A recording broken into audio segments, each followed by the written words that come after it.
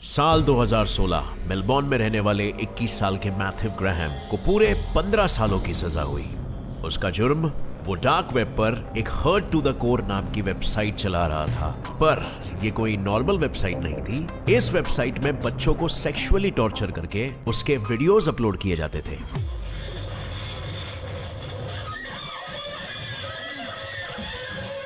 और वहां पर डिस्कशंस होते थे कि टॉर्चर करने के कौन कौन से नए तरीके हैं, बॉडीज को ठिकाने कैसे लगाया जाए और अन्य ऐसी घिनौनी चीजें। पर डार्क वेब पर यह कोई एक ऐसी ही वेबसाइट नहीं है। यूनिवर्सिटी ऑफ पोर्ट्समाउथ के एक रिसर्च के अनुसार चाइल्ड पोर्नोग्राफी डार्क वेब पे पाए जाने वाला सबसे कॉमन कंटेंट है। और अगर ये सुन के आपके रोंगटे खड़े हो गए हो तो गलती से भी यहाँ के डिस्कशन फोरम्स में मत जाना, क्योंकि यहाँ पर लोग अपने डार्केस्ट फैंटेसीज को डिस्कस करते हैं, जैसे कि इंसानों का कौन सा बॉडी पार्ट ज्यादा स्वादिष्ट होता है, या फिर ह्यूमन स्किन से बैग कैसे बनाया जाए। अब फ्रेंड्स, अगर आप एक नॉर्मल इंसान हो, आपकी सोच थोड़ी सी ट्विस्टेड नहीं है, तो ऑब्वियसली आप डार्क वेब पर नहीं जाओगे। लेकिन फिर भी अगर आपको एडवेंचर के लिए जाने की खुजली मच रही है, तो मैं ये भी बता दूं आपको कि इसके अन्य रिस्क्स हैं। वेल, जैसे अगर तुम नहीं चाहते कि कल को तुम्हारी कोई पर्सनल इंफॉर्मेशन भी किसी डार्क वेब वेबसाइट पर बिके, तो एक बार दोबारा सोच लो। बट फ्रेंड्स, अब सवाल यहाँ पर ये उठता है कि अगर ये इतना डेंजरस और इलीगल है, तो इस पर बैन क्यों नहीं लग रहा है? वेल, शायद इसीलिए क्योंकि इसको बनाने वाला और कोई नहीं बल्कि खुद वर्ल्ड सुपर पावर अमेरिका देश की मिलिट्री है। लेकिन आखिर इन्होंने ऐसी इलीगल चीज बनाई क्यों? क्या इसमें अमेरिका का भी कोई फायदा है? वेल, हेलो फ्रेंड्स, मैं हूं गौरव, और अगर ये सब सुन के आपको भी डार्क वेब पर जाने की चुल मच रही है, तो ये वीडियो में आप जानेंगे why you should never visit the dark web.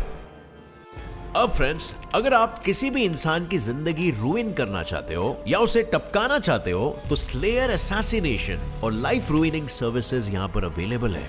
ये इतनी घटिया और वाहियात सर्विस है कि दूसरों की जिंदगी बिगाड़ेगी भी और उन्हें हमेशा के लिए उठा भी सकती है। तो बेसिकली इस सर्विस में आप किसी को ऑनलाइन सुपारी दे सकते हो, और ये सर्विसेज आपको डार्क वेब पर हर जगह पर नजर आएंगे। लेकिन इसके साथ अगर आपको दूसरी चीजें कुछ नजर आएंगी, तो वो है खरीदने के ऑप्शंस। चीजें जैसे कि drugs, fake license, fake US citizenship, organs, इंसानों का मीट, यहां तक कि खुद इंसान भी। आप तो यहाँ पर किसी इंसान की पूरी आइडेंटिटी तक खरीद सकते हो, इंक्लूडिंग उस इंसान के credit card details, financial logins, email details, banking details और उसका ड्राइविंग लाइसेंस, और वो भी सिर्फ और सिर्फ 9 लाख रुपए में। लेकिन ये सब कुछ लोग खरीदते कैसे होंगे? क्योंकि डार्क वेब पे कोई पर्सनल बैंकिंग डिटेल्स देने का मतलब हैकर्स को खुलेआम अपने बैंक अकाउंट में घुसने का न्योता देना। और इसीलिए डार्क वेब के यूजर्स का सेवियर बन के आया सतोशी नाकामोटो, जिन्होंने 2009 में दुनिया का पहला बिटकॉइन माइन किया था। बिटकॉइन बेसिकली एक ऐसी वर्चुअल करेंसी है जिसे ट्रेस नहीं किया जा सकता। यानी कि अगर कोई डार्क वेब पे बिटकॉइन से इलीगल चीजें खरीदता है, तो उसका वो ट्रांजैक्शन उसके पास तक कोई ट्रेस नहीं कर पाएगा, क्योंकि बिटकॉइन जैसे क्रिप्टो करेंसीज ब्लॉकचेन टेक्नोलॉजी को यूज करते हैं। अब ब्लॉकचेन, जैसे मैंने दूसरे वीडियोस में समझा है, मतलब लिटरली ब्लॉक्स से बनी हुई एक चेन, जिसके हर ब्लॉक में ये कॉइन किसने भेजा, किसको रिसीव होगा और भेजने वाले के पास कहां से आया था, वो सब इंफॉर्मेशन होती है। और हर ब्लॉक पर होता है उसका अपना एक हैश कोड, जो बिल्कुल किसी फिंगरप्रिंट की तरह यूनिक होता है। और ब्लॉक में कोई चेंज आते ही उसका हैश भी चेंज हो जाता है। लेकिन ये सब चीजों का डार्क वेब से क्या संबंध? सो फ्रेंड्स, अब समझो कि आपको पप्पू को बिटकॉइंस बेचने हैं, लेकिन उस ट्रांजैक्शन को कोई हैकर हैक करने की कोशिश कर रहा है। सो उस हैकर को उस बिटकॉइन को पाने के लिए सबसे पहले ब्लॉक्स को खोलना पड़ेगा। और समझो कि उसने पहले वाला ब्लॉक खोल भी लिया, तो उसके बाद उसे वो ब्लॉक खोलना पड़ेगा जिसके थ्रू वो ब्लॉक आपके पास आया था। और दुनिया में टोटल 21 मिलियन बिटकॉइंस हैं। तो वो बिटकॉइन की हिस्ट्री किसे पता क्या रही होगी? मतलब हैकर को अभी से लेके उस बिटकॉइन की पूरी हिस्ट्री खोलनी पड़ेगी। लेकिन जब तक वो सारे ब्लॉक्स को खोल खोल कर सबसे आखिरी वाले ब्लॉक तक नहीं पहुंचता, तब तक उसे वो बिटकॉइन नहीं मिलेगा। और इसीलिए डार्क वेब पर ट्रांजैक्शन करने का सबसे सेफ तरीका है क्रिप्टो करेंसी के द्वारा। लेकिन सिर्फ डार्क वेब पर ही नहीं, बल्कि रियल लाइफ में भी ये सबसे सेफ ऑप्शन है, क्योंकि इसी टेक्नोलॉजी के कारण ऑनलाइन फ्रॉड होने के चांसेस निल हो जाते हैं। लेकिन अगर आप सोच रहे हो कि एक बिटकॉइन की कीमत तो 33 लाख रुपीस है आज के तारीख में, तो कैसे करे ट्रांजैक्शन? तो इसीलिए तो मैं आपके लिए लाया हूं एक वंडरफुल प्लेटफॉर्म। इस ऐप का नाम है कॉइनस्विच कुबेर ऐप, जहां पर आप सिर्फ 100 रुपए तक के भी बिटकॉइंस खरीद सकते हो। और सिर्फ बिटकॉइन से क्यों, यहां पर तो आप अन्य किस्म के 100 से भी ज्यादा क्रिप्टो करेंसीज भी खरीद सकते हो। याद रखिए, ये क्रिप्टो करेंसी सिर्फ आपको पेमेंट में सिक्योरिटी नहीं देंगे, बल्कि इनकी वैल्यू भी समय के हिसाब से ग्रो होती है। और इसीलिए बहुत सारे लोग इसमें इन्वेस्ट कर रहे हैं। उन्होंने कहां से शुरू किया और आज इसकी वैल्यू कहां पे हो गई है। और अगर ये सब करना आपको बहुत ही कॉम्प्लिकेटेड लग रहा है, तो इस ऐप का इंटरफेस इतना ईजी है जैसे आप पिज्जा ऑर्डर कर रहे हो। और साथ ही इसमें केवाईसी भी होता है, जो सिर्फ जेन्युइन एप्स में ही होता है। इसमें आपको इंस्टेंट विड्रॉल भी मिलेगा, यानी कि अगर आपके एसेट की वैल्यू बढ़ गई तो बस 5 मिनट में आप सारा पैसा विड्रॉ कर सकते हो प्रॉफिट के साथ। और अभी तो एक बड़ी ऑफर चल रहा है, अगर आप नीचे डिस्क्रिप्शन लिंक में क्लिक करके इस ऐप को डाउनलोड करोगे तो आपको 50 रुपए का फ्री बिटकॉइन मिलेगा, जिससे आप अपनी ट्रेडिंग और इन्वेस्टमेंट की जर्नी स्टार्ट कर सकते हो। और हां, आपको सिक्योरिटी भी मिलेगी। सो रुके क्या हो फ्रेंड्स, जाओ जाकर अभी इंस्टॉल करो CoinSwitch Kuber app, one of the best crypto currency platform. But now getting back to dark web, मैं एक बात तो मेंशन करना भूल ही गया।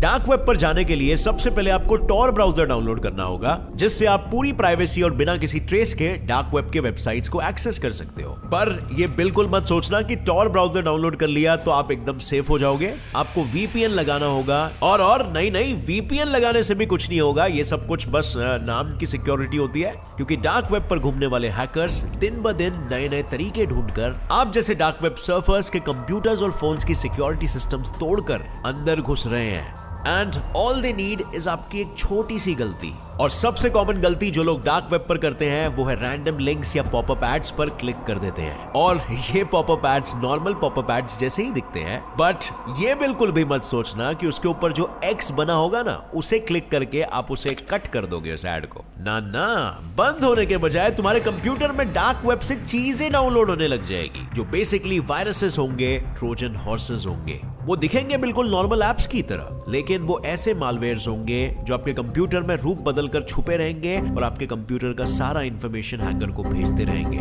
और इसमें आप क्या कर सकते हो? बिल्कुल कुछ भी नहीं, क्योंकि इस पॉइंट पर आपकी सारी इंफॉर्मेशन हैकर के सामने एक्सपोज हो चुकी है। और इसीलिए किसी भी नौसीखिए को या रेगुलर इंटरनेट सर्फर को डार्क वेब पे जाने की गलती बिल्कुल भी नहीं करनी चाहिए। एक मिनट, क्या बोला?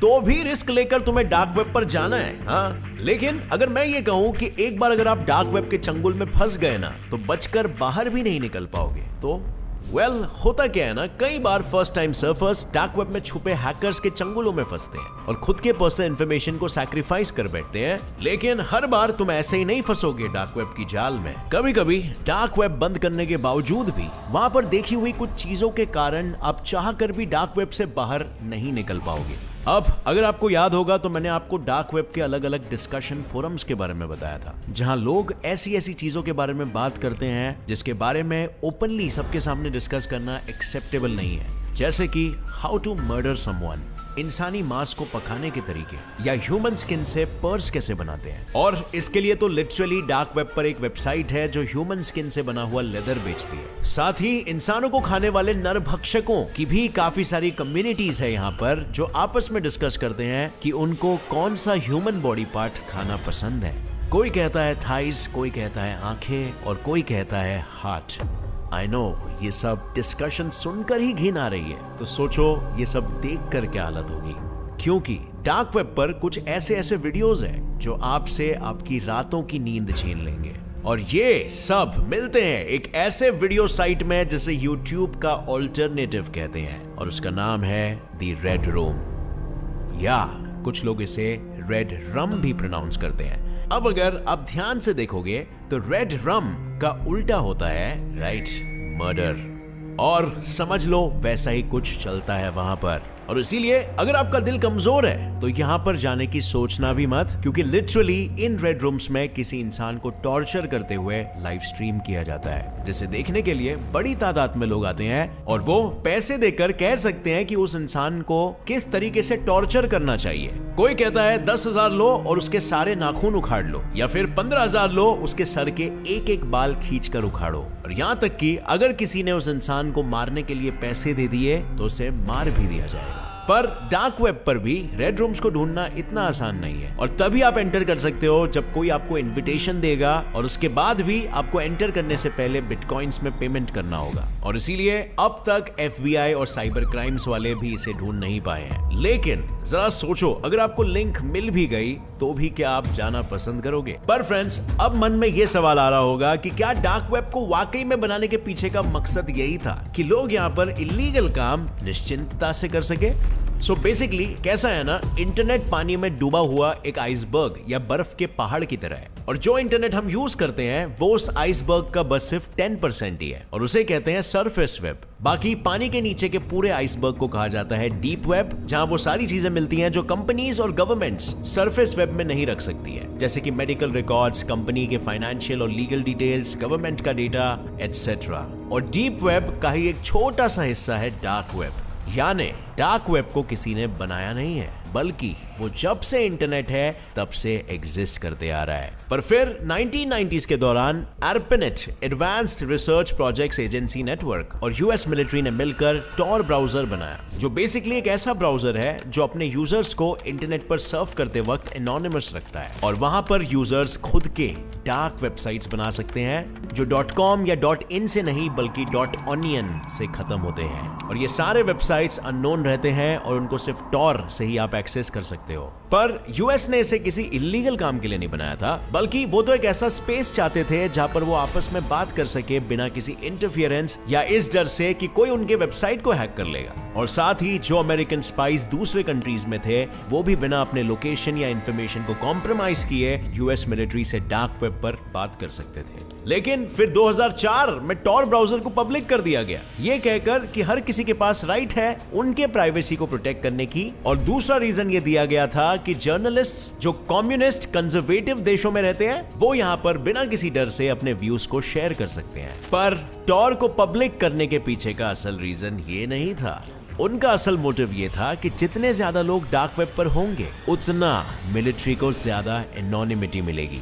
यानी अगर सिर्फ वो अकेले ही टॉर के किसी वेबसाइट पर डिस्कशन कर रहे हैं और किसी ने हैक कर लिया तो हैकर को आसानी से सब इंफॉर्मेशन मिल जाएगी। लेकिन अगर डार्क वेब पर हजारों वेबसाइट्स और हजारों यूजर्स होंगे तो अगर गलती से भी कोई गवर्नमेंट डिस्कशन ढूंढ लेता है तो वो खुद ही श्योर नहीं होगा कि ये सच है या झूठ है। पर उन्हें खुद को भी इस बात का अंदाजा नहीं था कि डार्क वेब आगे चलकर इतना भयानक हो जाएगा, क्योंकि एनोनिमिटी मिलते ही dark web drug sellers, murderers, traffickers, hitman सबका अड्डा बन गया। अब भले मोटिव या रीजंस कुछ भी रहे हो, लेकिन आज के तारीख में डार्क वेब का ऑलमोस्ट 90% कंटेंट इलीगल या दिल दहला देने वाला है। फिर भी क्यों उसे बैन नहीं किया जा रहा है? एंड द रीजन इज क्योंकि इसे बंद करना इम्पॉसिबल है। क्योंकि डार्क वेब के ब्राउजर्स बहुत सारे रिलेज यूज करते हैं, यानी कि वो एक यूजर के आईपी एड्रेस को छुपाने के लिए उसे 3 अलग आईपी एड्रेसेस से जंप करके फिर सर्वर से कनेक्ट करवाते हैं, और ऐसे 7000 से भी ज्यादा रिलेज है। सो अगर डार्क वेब को बंद करना है तो उन्हें हर एक साइट और हर एक रिले को सेम टाइम पर बंद करना पड़ेगा, और ऐसा करना इम्पॉसिबल है। पर